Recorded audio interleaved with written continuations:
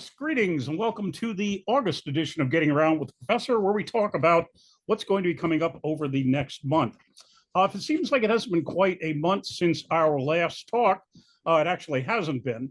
The reason, however, I'm squeezing this in a little bit early is that there's a tournament going on this Friday evening, which I did not know about last month.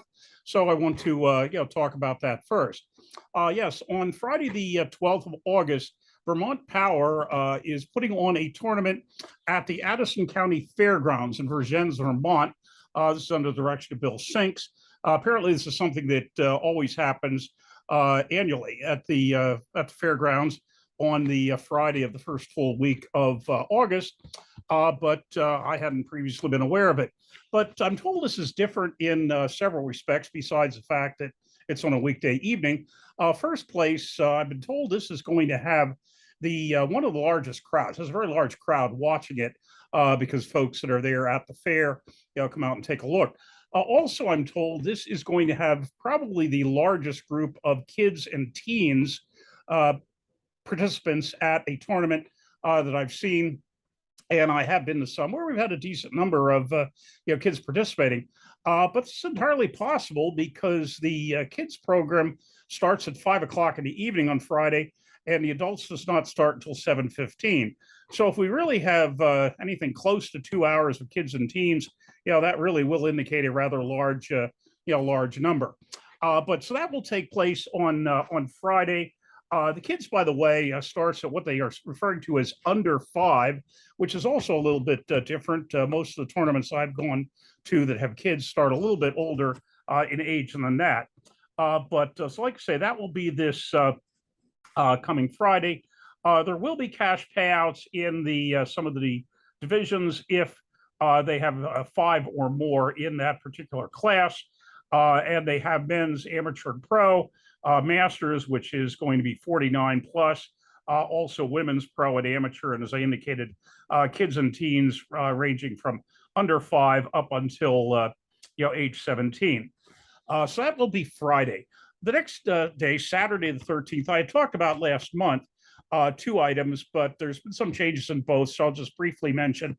Saturday the 13th will be the annual Battle at the Beach, which will be in Sylvan Beach, New York, upstate New York, just east of Syracuse. And that the one change since last month is I'd suggested at that time that it looked like we might have some strength sports at that as well, such as strict curls or bench press.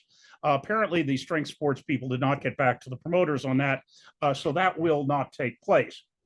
But very good tournament, a place called Harpoon Eddies that we were at before. Also, another change is that, of course, that landed on the 13th because originally it was going to be the 6th and had to be moved because of Travis Bajan's tournament in Virginia. So since it's landing the day after Bill Sink's event, what the promoters on the Battle of the Beach are doing to kind of entice people to hit both of them is they're giving a discount of $5 per class, $5 per arm rather, at the Battle of the Beach if you have gone also to the Vermont tournament the night before, which incidentally I'm going to do. I've never been to Vermont before, which is one thing. It'll be a new state I'm pulling in. But also, even though I've done all sorts of nutsy stuff like, going to multiple practices a day and, a dozen practices in 2 weeks and that sort of thing, I've never actually pulled in 2 tournaments within 24 hours. And so I think I'll, basically give that a shot. So like I say, that will be the 13th in New York. The other end of our region, I also mentioned very briefly last time, Toddzilla is going to be having a seminar and practice in Ohio, Western Ohio, in the Dayton area. Actually, I do have an address for that, a little bit more detail, where it's Dayton area. It's actually in Huber Heights, Ohio, which is fairly close to Dayton, at a place called let's see what it's called, the Villa Tavern. And that is on Rip Rap Road, which I mentioned only because I think it's kind of a cool name. I mean, where are you going? I'm going down to the bar on Rip Rap Road. So that will be, as I say, on Saturday the 13th as well. No charge for that. Just, buy some of the food and drink from the bar that is where it's taking place and that sort of thing. And so those are the two that I talked about on the 13th.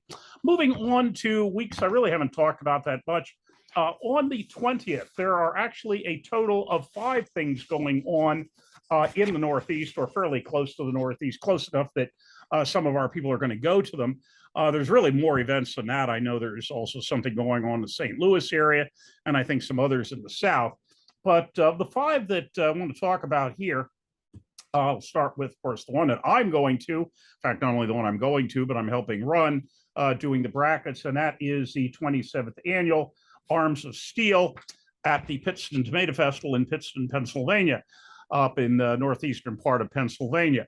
I had been told once how it or why it was that Pittston actually has a tomato festival, but I'm really not, don't recall, except I know they had all sorts of who can grow the biggest tomato type contest, and also a tomato battle in which they actually did chuck tomatoes at each other and made such a mess that the fire department had to be called in to clean up the mess and hose everything down. That was canceled last due to COVID. So I'm not sure if they're going to bring back the tomato battle anymore again. But in any event, even if they do, we are not in that area. We're up at the American Legion Pavilion up on the hill, rather than being down on Main Street. This being the second year, we're up there out of doors under a pavilion, however, and so we won't be anywhere near the tomato battle. That also has kids, although in this case, kids starting at age 6, and the kids and teens in increments of 2 years, 6 and 7, ranging up to 16, 17. And that will, as I say, have not only the kids, but also the standard, the men's and women's, the men's amateur, pro, masters in this case being 50 and over, and women as well. And so, as I say, that's on the first item on the 20th. Additionally, we have the Massachusetts States Championship. That is in Taunton, Massachusetts, at a place called the Lafayette Club, which sounds rather snazzy to me, actually. And in case you're not familiar with Taunton or know more about it than I do, which is basically nothing, it's essentially about halfway between Boston and Cape Cod. It's in southern Massachusetts, just east of Rhode Island. And there they will have a cash payout for some of their classes, specifically, actually, a rather large cash payout, $1,000 to the overall champ, $500 for the champ of each arm, and then also, of course, the the awards and the other stuff that goes with that. There they will have the novice, amateur, semi-pro, pro, and masters. Masters in that case being 50 plus. Also women's classes, and as I say, that will be in Taunton also on the 20th. Third item on the 20th is West Virginia States. That will take place in Parkersburg, West Virginia, which is on the Ohio River in southwestern West Virginia. That appears that will be at a festival as well, something they're referring to as the Parkersburg Homecoming. There they will have the men's novice, pro, and masters. Masters in that case being 40 and up, which of course is traditional age for masters, although a lot of them are going higher because let's face it, when you take a look at the people that are the national world champions and so forth, there's quite a few in the the 40 plus. 40 certainly does not equal decrepit, but they will have those classes, the novice, pro, and masters, both arms. They will also have kids going up to age 17 and women's pulling classes, although the kids and the teens and the women are right arm only. And they'll also be having some super matches there, at least one. I think they're actually going to have several super matches there. And they will also have some cash payout there. Basically, the first place of each of the open classes will get $100 at the West Virginia States. So those are the 3 that are actually in the Northeast as we've been defining it, which is basically everything from Ohio East and Virginia North. 2 others I want to mention because I know they're close enough that some people from this area are going to be going to them. One is the Kentucky States. Unfortunately, I really don't know that much about that. Beyond it's in Lexington, Kentucky. Haven't been able to find any details posted on that one, but you can talk to the Kentucky Muscle people if you're out in that direction or wanting to go to that.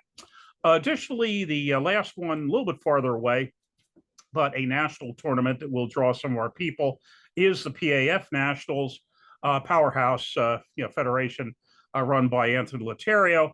That will take place in a place called the Honky Tonk Saloon in Ladson, South Carolina.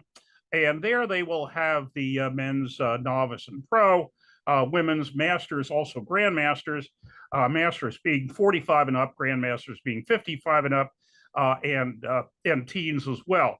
Cash payouts there as well, with figures I'm seeing are, let's see, men's 400, 250, and 100, ladies 200, 150, and also they will have so overall cash awards besides of course, the trophies and medals and so forth.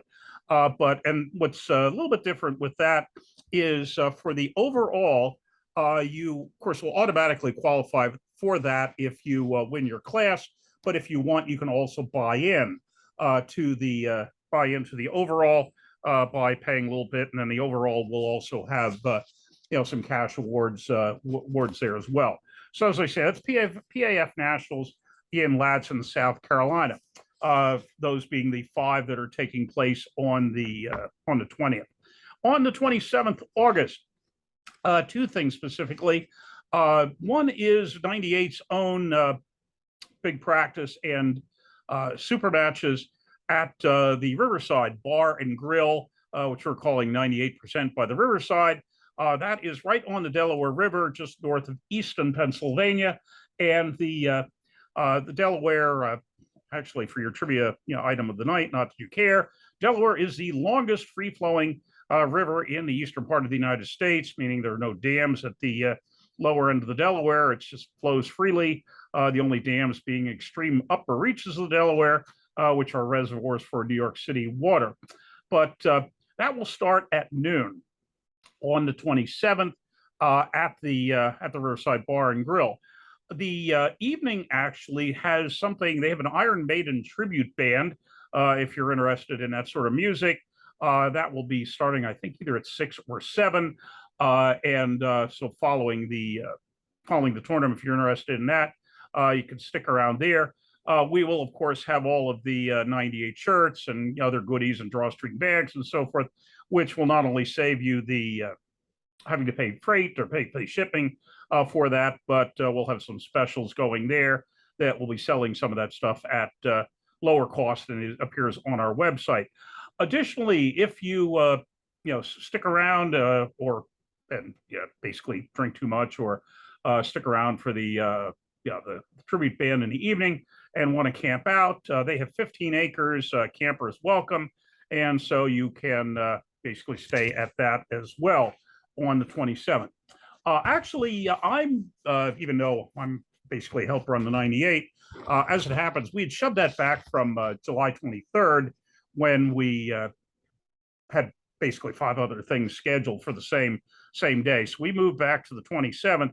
Well, by the time we had done that, I had already told Stump Crew that I was going to come out and come to their tournament. They've been asking me to come to one of theirs for some time. And they have the payday pull out in the Toledo area, in Toledo, Ohio, which is a little bit farther than I normally go for a tournament. But I had told them, well, okay, I'm going to go to that. And I'll also, because what I'm going to do is I'm going to stop there, and I'm going to be making my way through the Midwest, heading out to the Kansas City area to visit some relatives and looking for all sorts of practices basically between Toledo and Kansas City. So I'll be contacting some of you folks in that area to say, hey, who practices what days? So hit some practices on the way out, the way back, and also I'll be camping in the Kansas City area for about a week, visiting the relatives and also looking for various practices in Missouri, Nebraska, Kansas, Oklahoma, anybody else that's within a couple hours of Kansas City. But anyway, back to the tournament itself, which is what you want, not where I'm going to be wandering afterwards. The Stump Crew payday pool will be at a place called Jed's Barbecue and Brew. They will have the the cash payout, not only the regular awards as far as the medals and so forth, but since it's called payday pull, okay, what is the payday? And essentially what they have is 4 classes of pros. First at each of those getting $150. Amateur first will get $50 each. Masters 100. And with the women's and the kids, there's 2 women's classes, 3 kids classes, and they will end up with 50% of the pot, whatever that turns out to be. And finally, the weekend after that is Labor Day weekend. I'll still be out wandering around the Midwest, the Kansas City area. However, there is a tournament that weekend, the 8th annual Battle of New York, taking place again at the New York State Fairgrounds on Sunday, as it usually is the Sunday of New York Fair Week, in the International Building, as it's now called. Used to be referred to as the food court. That's basically what it is. The International Building has the food courts or whatever, so all sorts of varieties of stuff there, from smoked turkey legs to all sorts of other stuff. And that, as I say, that'll be at the Fairgrounds, where they really draw quite a crowd for that. People that normally would not see arm wrestling. There they have there's a semi-pro, the novice, the amateur, semi-pro, pro as far as the men's, also women, and masters and grandmasters. Masters in that case being 49 plus, grandmasters being 59 plus, and also the novice for the beginners and the kids. That will cost you. They will have pre-registration for that. Pre-registration is $5 cheaper than if you pay at the door. But that was always an interesting event, and as I say, draws quite a few eyes at that. One final thing for that, I should mention that they do have, if you basically are in the past really not in the mood to get into the traffic around the fairgrounds, or for that matter, ending up out in the orange parking lot or whatever it is, and end up hoofing it in, half a mile to a mile into the fairgrounds itself. They are going to have shuttle buses running from various spots in Syracuse that will deliver you right to the front door. The pullers will get into the state fair for free if they get the tickets in advance. There'll be further information on that as to where you can pick them up and when you can pick them up. But they will have provision for that you'll be able to get into the fair for free. Spectators, of course, are paying the regular fee to get into the state fair, and how much that is, I really don't know. But that is what's going on between now and, frankly, the next month. Within the month following that, or actually the 2 months following that, from early September to early November, there are actually 9 more events. But things are finally slowing down a little bit, although things do get added all the time.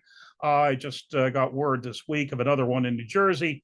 The folks at Beast Mode are having Beast to the East on the 1st of October. So things are being added all the time. But as I say, there are 9 more on the list, which will be linked down below, or not linked, posted down below this video, as it always is. And so 9 more there, and then actually a couple that have already been scheduled for the spring of 2023 will be mentioned as well. So quite a bit going on, although, as I say, by the time we get to October, at least for now, it looks like things will slow down a little bit. But even there, you'll get several a month. You just won't have 4 or 5 choices in any given week. So that's it for now. Hope to see you at several of them as always, and hope you're having a good summer and trying to keep out of the heat and humidity. Have a good one.